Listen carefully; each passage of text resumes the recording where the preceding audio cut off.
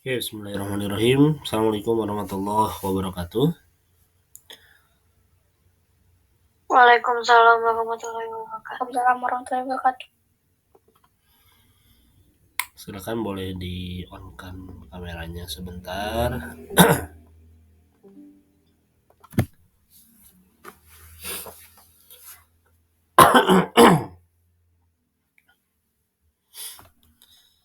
Sambil menunggu, ya di-on-kan dulu kameranya. Silahkan dipakai dulu kerudungnya.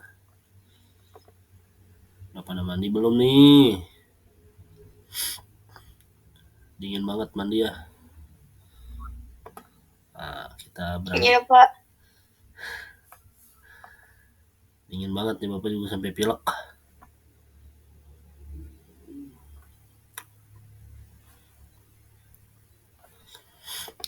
Ini aja. Nah, ini Bapak suka yang ini. Jepang. Mana yang lainnya? Ayo di-on cam kan dulu. Queenie, Lily, Ire, Asti, Camelia.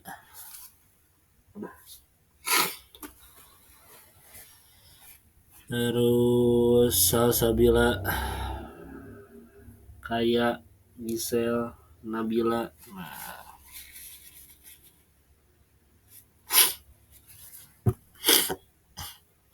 Nikkei. Assalamualaikum, Bapak. Waalaikumsalam. Sok di on cam kan dulu, pasang kerudungnya, ditunjukin wajahnya. Ini digini ini kameranya nih, tuh dilurusin. Set.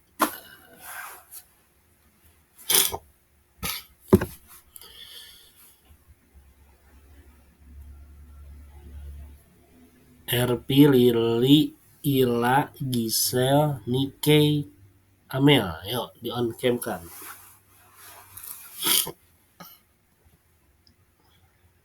Bentar, Pak, nge-lag. Sebentar mau Bapak screenshot dulu seperti biasa, nanti boleh di off kan lagi. Tahan ya, tahan. Yang udah on jangan di off kan dulu, tahan. Oke, Amel. Amel, halo. Nah, sip. Tinggal Nikkei, satu lagi Nikkei. Oh, dirapih-rapih dulu kerudungnya. Pakai kerudung ya. Tapi ada ini, dugol. Nge-lag, Pak. Nge-lag, Pak. Nggak bisa kebuka. Pakai HP bukan?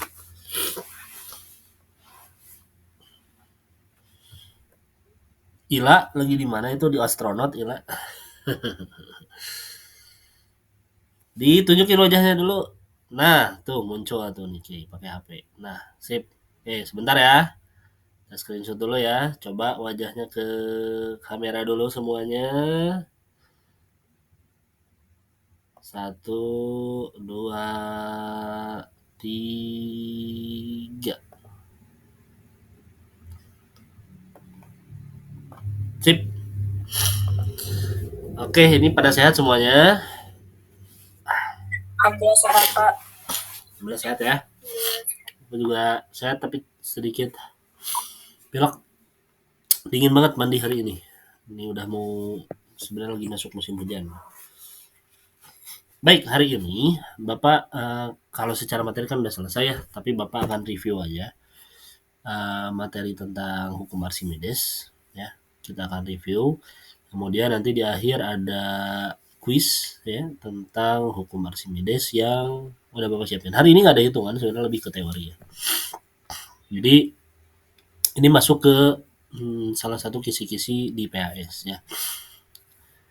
Baik, mari kita sama-sama awali pembelajaran hari ini dengan membaca basmalah bersama-sama. Bismillahirrahmanirrahim. Kemudian doa, silakan baca doa dalam hati. Dimulai. Bismillahirrahmanirrahim. Rabbi zidni ilman warzuqni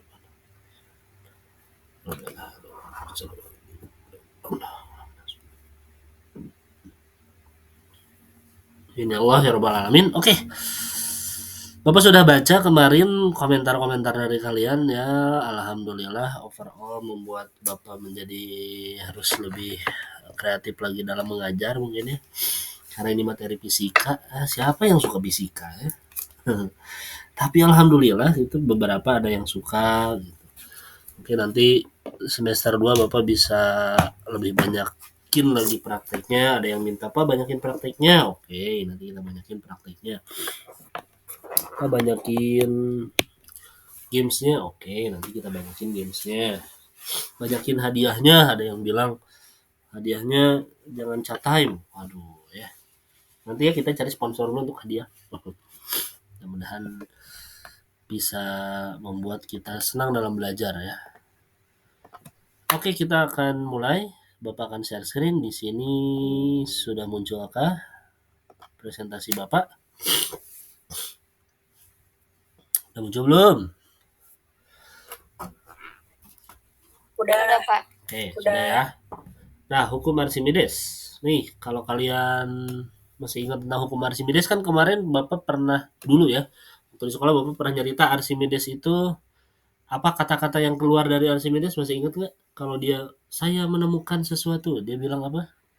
Eureka. Nah, Eureka, betul, tepat sekali.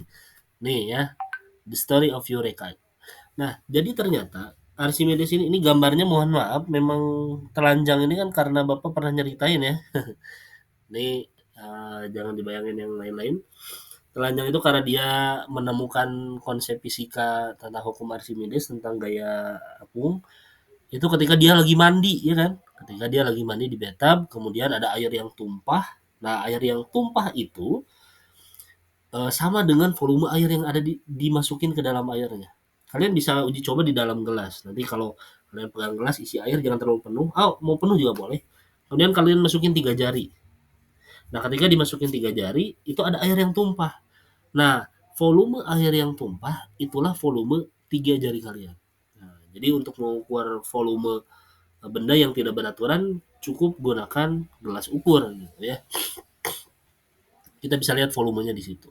Nah, itu konsep itu dicetuskannya oleh Archimedes. Kemudian ternyata bukan hanya cerita tentang ini, ada cerita lain tentang Archimedes ya. Nih boleh dilihat videonya.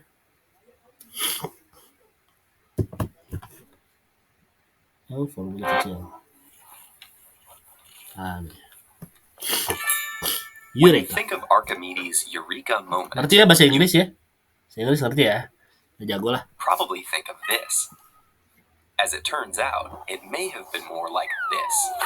In the 3rd century BC, Hieron. Nah, ini rajanya nih. Nama rajanya Hieron. King of the Sicilian city of Syracuse. Sicilian city of Syracuse chose Archimedes to supervise an engineering project. Nah, dia ngasih tugas ke Archimedes untuk bikin satu project of unprecedented scale. Hieron commissioned a sailing vessel 50 times bigger than a standard ancient warship. Nah, jadi Hieron tuh minta Archimedes bikin kapal yang gedenya 50 kali lebih gede ya dibanding kapal biasanya. Named the Syracusia after his city. Nah, nanti dia namanya Syracusia sebagai kota dari. Hieron wanted to construct the largest ship ever, which was destined to be given as a present. Ya, tujuannya sebenarnya dia mau ngasih hadiah ke Raja Mesir, Egypt's ruler, Ptolemy. But could a boat the size of a palace possibly float? In Archimedes' day, no one had attempted anything like this. Jadi zaman Archimedes belum ada tuh teknologi secanggih itu gitu ya. Mungkin Archimedes belum ketemu Nabi Nuh ya waktu itu. Dulu Nabi Nuh mungkin ya. Belum ketemu sama Nabi Nuh. Nabi Nuh udah menciptakan kapal yang lebih gila lagi, lebih gedenya ya. Jadi mungkin di daerah Archimedes kan dia belum tahu ya, belum ada internet. Kalau zaman sekarang belum bisa komunikasi. Belum tahu apakah ada kapal yang segede itu. Ternyata sungguh sangat mustahil. Ini kayak ngebayangin gunung terbang like gitu. Can a mountain fly? King Hieron had a lot riding on that question.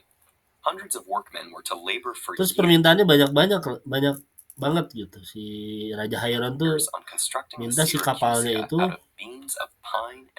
pine-nya dari Etna, talinya dari Spanyol, terus dari Prancis. Nah, ada 8 tower. holding the world on his shoulders. On the ship's bow, a massive catapult would be able to fire 180-pound stone missiles. For the enjoyment of its passengers, the ship was to Terus di feature a dalamnya dia flower-lined ingin promenade, a ada sheltered swimming pool, swimming pool di dalamnya. Jadi kapal yang ada kolam berenangnya itu udah ada di zaman sebelum Masehi teman-teman. and bathhouse with heated water. A library filled Terus ada with books and perpustakaan. statues. Dia inginnya tuh ada A perpustakaan temple di to the dalamnya. goddess Aphrodite. Terus ada And a temple, gymnasium. ada gymnasium. And just to make things more difficult for Belum Archimedes, itu aja. Chiron Terus intended to pack the vessel kargo full yang of dibawanya cargo. nih.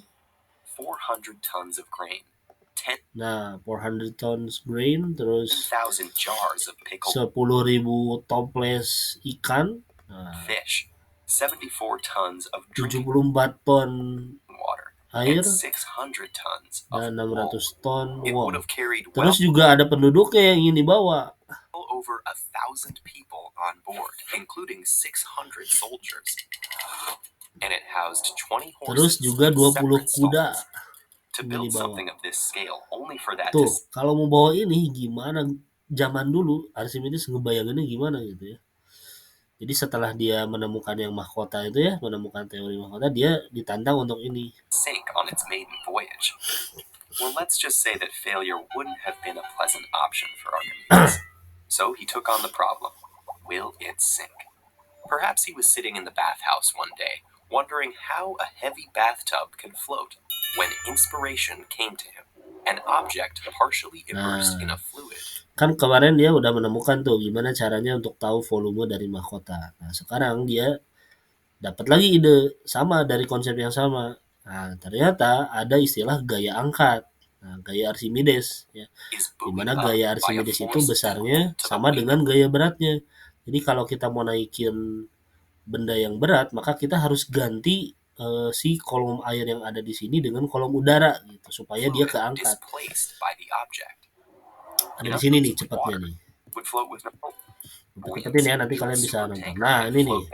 Supaya ini bisa terapung, maka harus ada bagian di bawah kapal yang massa jenisnya itu lebih kecil dari massa jenis air.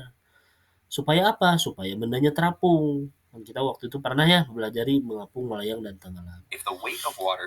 Jadi, nah segini, ini harus ada kolom udara segini. Yang beratnya sama dengan, jadi harus ada berat air yang dipindahkan yang sama dengan berat yang dimasukin. Nah, yang dimasukin kan tadi banyak banget, makanya dikalkulasi lah.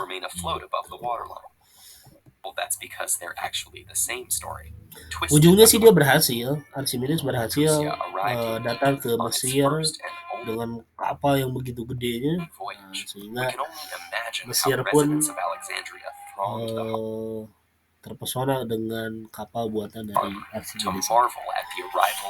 Gitu. Jadi bukan hanya tentang mahkota ya, Archimedes juga zaman dulu ditantang untuk membuat kapal perang yang sangat besar. Gitu. Nah, selanjutnya di sini juga ada sebenarnya konsep tentang hukum Archimedes, nanti kalian bisa tonton. Bapak akan simpulkan aja ya. Jadi yang dulu pernah kita pelajari tentang hukum Archimedes tuh ada berapa sih? Nah, ada 3 prinsipnya nih. Ada 3 ya. Waktu dulu belum dirangkum kayak gini. Bapak rangkum ada 3 prinsip dari hukum Archimedes. Nah, yang pertama, volume yang masuk sama dengan volume yang keluar. Jadi volume benda yang dimasukin itu sama dengan volume air yang tumpah atau yang naik atau yang keluar. Nah, itu ya. Jadi kalau kita ingin memindahkan kita ingin tahu volume sesuatu benda yang acak, kan kalau kubus gampang ya, tinggal hitung sisi kali sisi kali sisi. Kalau balok tinggal panjang kali lebar kali tinggi. Kalau benda yang tak beraturan gimana caranya? Nah, ini prinsip Archimedes ya. Volume yang masuk sama dengan volume yang keluar. Jadi kita masukkan aja bendanya ke dalam zat cair, kemudian nanti ada volume air yang naik atau yang tumpah. Nah, kita hitung volume air yang tumpah, itulah besar volume yang dimasukkan. Itu prinsip yang pertama.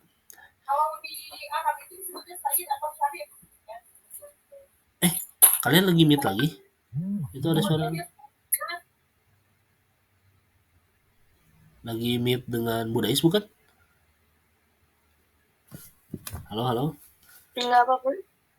Oh, tadi kayak ada suara Budais. Oke, kita lanjutin. Prinsip yang kedua, ini ada mengapung, melayang, dan tenggelam. Nah, mengapung adalah kondisi benda ketika massa jenis bendanya lebih kecil dari massa jenis fluida. Contohnya apa? Kayu. Kenapa kayu bisa terapung? Karena massa jenis itu kerapatan dari kayu itu lebih kecil dibanding kerapatan air. Nah, jadi dari sini Archimedes dari yang tadi proses membuat kapal dia tahu supaya bendanya terapung, maka kita harus tahu massa jenis apa yang lebih kecil dari air. Nah, massa jenis yang lebih kecil dari air adalah udara. Maka di dalam kapal harus ada kolom udaranya. Makanya kapal-kapal yang sekarang, kalau kalian misalnya dikasih pertanyaan, kenapa kapal yang terbuat dari besi yang begitu gede itu nggak tenggelam, sementara jarum yang kecil itu tenggelam? Ini penyebabnya, karena di dalam kapal ada kolom udara, ada ruang udara yang menyebabkan massa jenisnya jadi lebih kecil dibanding massa jenis air. Sehingga jadi kapalnya terapung ke atas. Gitu ya. Nah, ini kondisi terapung. Kalau melayang, melayang ini adalah kondisi di mana bendanya nggak ada di permukaan, nggak ada di dasar, tapi di antara. Ya, di antara. Ini kondisi yang spesial ketika massa jenis bendanya sama dengan massa jenis fluida. Jadi kalau massa jenisnya sama, itu pasti terapung. Melayang. Contoh, kalau kalian mau eksperimen bisa sebenarnya kalau kita masukin telur ke dalam gelas yang berisi air. Kemudian airnya itu kita kasih garam pelan-pelan sampai nanti tiba-tiba telurnya akan naik sendiri. Kenapa? Karena ketika kita ngasih air, maka akan bertambah massa jenis airnya. Kita kasih garam di air, itu akan bertambah massa jenis airnya. Sehingga menjadi lebih besar. Makanya kalau kita berenang di laut yang ada garamnya, laut kan ada garam ya, itu terasa lebih ringan dibanding di kolam renang biasa. Apalagi kalau berenang di laut mati. Laut mati itu laut yang nggak ada makhluk hidup di bawahnya. Kenapa? Karena kondisi air garamnya tinggi, kondisi garam di situnya tinggi, sehingga bendanya bisa terapung di situ. Kemudian kondisi benda yang ketiga adalah tenggelam. Tenggelam itu jelas kondisi massa jenis bendanya lebih besar dari massa jenis fluida. Nah, jadi kalau massa jenis benda kerapatannya lebih besar, contohnya logam atau misalnya batu, ya, itu bisa tenggelam karena kerapatannya lebih besar dibanding air. Ini prinsip yang kedua, mengapung, melayang, tenggelam. Prinsip yang ketiga, nah, wake and buoyancy. Buoyancy itu adalah gaya apung atau sering disebut juga dengan gaya Archimedes. Nah, munculnya gaya Archimedes itu adalah efek dari hukum Newton ketiga sebenarnya. Ada yang masih ingat hukum Newton 3 apa? Coba ada yang masih ingat nggak? Bapak cek dulu nih. Hukum Newton 3 apa hukum Newton 3? Yang aksi-aksi, Pak. Aksi dan Reaksi. reaksi. Betul. Gaya aksi sama dengan gaya reaksi. Jadi kalau misalnya benda kita kasih gaya berat ke bawah, akan muncul gaya apung ke atas, gaya Archimedes ke atas. Yang besarnya sama dengan gaya berat. Contoh misalnya kita, kalau kalian lagi mandi nih ya. Nah, tadi juga Bapak mandi sambil ngorek dulu ya, mencoba eksperimen ini. Kita pakai bola, atau kalau nggak pakai bola, pakai gayung. Cobain pakai gayung, terus dibalikin gayungnya. Terus ditekan, ya, ke dalam bak ya, dilepasin, itu akan hancur atau apa ya istilahnya, akan lompat. Kenapa? Karena ada ini nih gaya apung yang sangat kuat, karena kita kasih gaya tekan sebelumnya. Ketika kita kasih gaya aksi, maka muncul reaksi ke atas ya. Nah, ini gaya apung ini akan lebih besar kalau misalnya massa jenisnya kecil ya. Kalau kita massa jenisnya kecil terus kita dedet ya, kita kasih gaya tekan yang besar sehingga akan muncul gaya apung yang sangat besar juga. Makanya kalau main bola nih atau mandi sambil main bola, masukin bolanya itu akan ke atas lagi. Itu muncul gaya Archimedes. Jadi kalau mandi bukan hanya sekedar mandi, mungkin kalian bisa sambil eksperimen gitu ya. Nanti dimarahin sama orang tua. Kenapa mandinya lama-lama? Ini lagi eksperimen fisika, Bun. Di kamar mandi. Kenapa itu air, garam sama telur? Buat apa? Buat eksperimen. Buat eksperimen dan buat nambah wawasan apa ya? Asal gayung sendiri ya. Nah, ada 3 prinsip hukum Archimedes ya. Diingat-ingat. Nih, volume yang masuk sama dengan keluar. Mengapung, melayang, tenggelam. Kondisi mengapung ketika massa jenis bendanya lebih kecil dari massa jenis air. Kemudian massa jenis bendanya sama dengan massa jenis air, itu pasti melayang. Dan massa jenis bendanya lebih besar dari massa jenis air, itu akan tenggelam. Kemudian yang ketiga adalah gaya berat, sama dengan gaya apung, atau gaya Archimedes, karena penemunya Archimedes, ya. Oke, sejauh ini udah slide terakhir sebenarnya. Kesimpulan dari hukum Archimedes itu seperti ini. Ada yang mau ditanyain dulu? Dulu ya.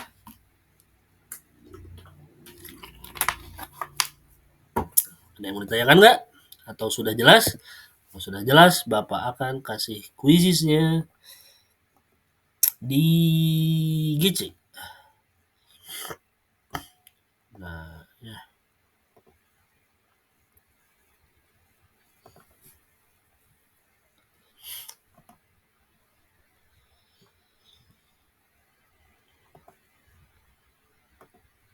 Kalau kalian ngerasa nilai PTS kalian kecil, kan Bapak nggak akan ngasih remedial ya, kecuali PAS mungkin akan ada. PTS nggak. Kalian lengkapi aja tugas-tugasnya, ya. Lengkapi aja tugas-tugasnya. Tugas lengkap, aman. Gitu.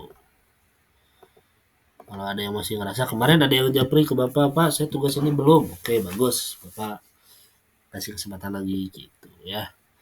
Ini kuis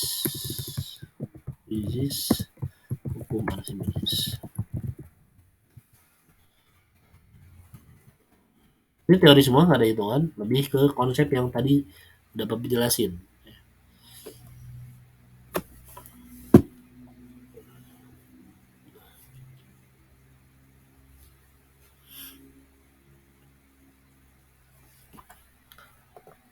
Bentar, ini kayaknya loading, Bapak matiin dulu kameranya.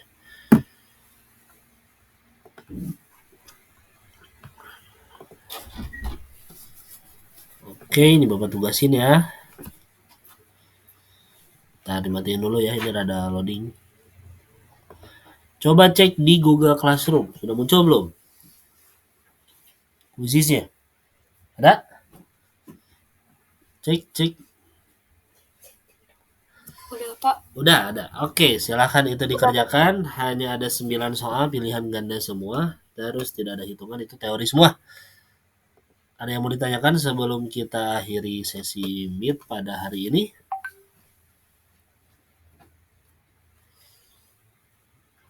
Diam-diam baik. Ya udah, kalau tidak ada, ini udah 8.30, waktunya jam kedua. Terima kasih, kita tutup dengan doa kifaratul majelis. Subhanakallahumma bihamdika, asyhadu an la ilaha illa anta, astaghfiruka wa atubu ilaik. Masih ada satu pertemuan lagi minggu depan, Bapak akan review lagi tentang tekanan. Assalamualaikum warahmatullahi wabarakatuh. Waalaikumsalam. Terima kasih, Pak. Sama-sama.